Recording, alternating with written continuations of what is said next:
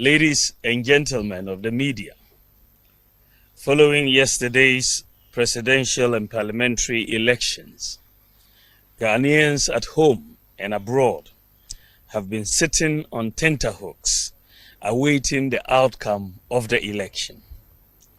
Let me say that the data from our own internal collation of the election results indicate that former President, His Excellency John Dramani Mahama, has won the presidential election decisively. The NDC has also won the parliamentary election, even though we await final collation for a number of seats. However, I believe ultimately that these will not change the overall outcome. I have just called His Excellency John Dramani Mahama to congratulate him as President-elect of the Republic of Ghana. I said during the signing of the Peace Pact that I was sure of two things: Ghana will win and peace will reign. The people of Ghana have spoken. The people have voted for change at this time, and we respect that decision with all humility. I thank God Almighty for how far He has brought me, and I submit to His will. I am making this concession speech before the official announcement by the Electoral Commission to avoid further tension and preserve the peace of our country. It is important that the world investor community continues to believe in the peaceful and democratic character of Ghana. These are our most important assets. Ghana is more important than our individual political ambitions, and we must always put Ghana first. While this was not our desired outcome, I say this is part of the democratic process. We put our best foot forward in the contest, explaining our policies and programs. However, it is sometimes the case that the voter would have other ideas. I am very proud of the efforts of our campaign team, and I thank them very much. I assure His Excellency John Dramani Mahama of my full support in the transition process.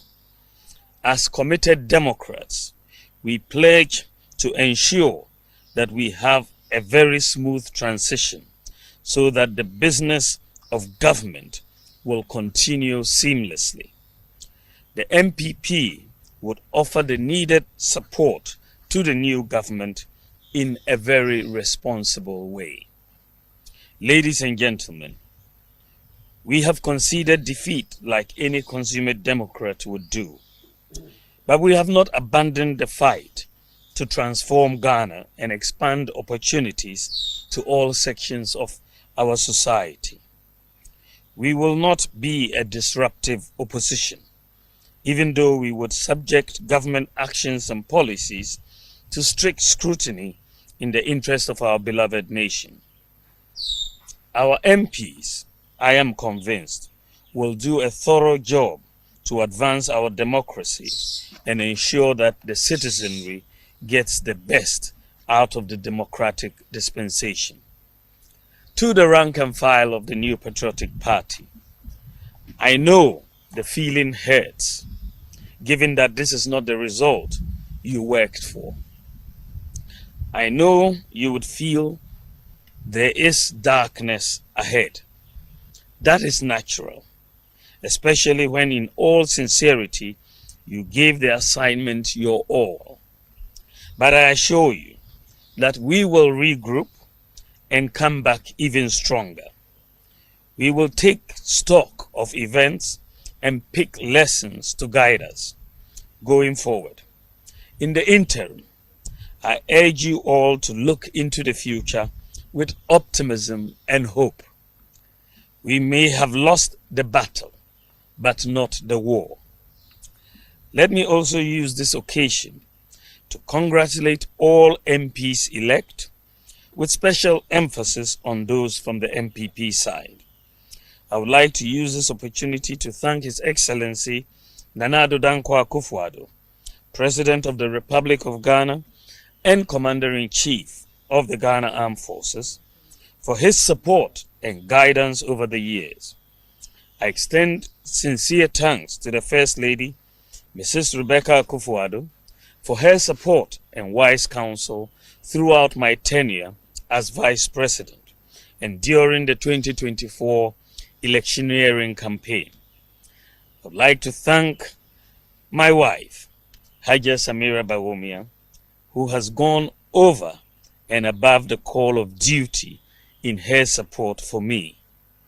My thanks also go to my children, my brothers and sisters, and the entire Bawumia family for their support. I also thank my running mate, Dr. Matthew Opoku Prempeh, and his wife Alma, for their strong support in this campaign. I am eternally grateful to our revered traditional rulers, religious leaders, and the generality of Ghanaians for their support. I thank former President Kufuor, the Council of Elders,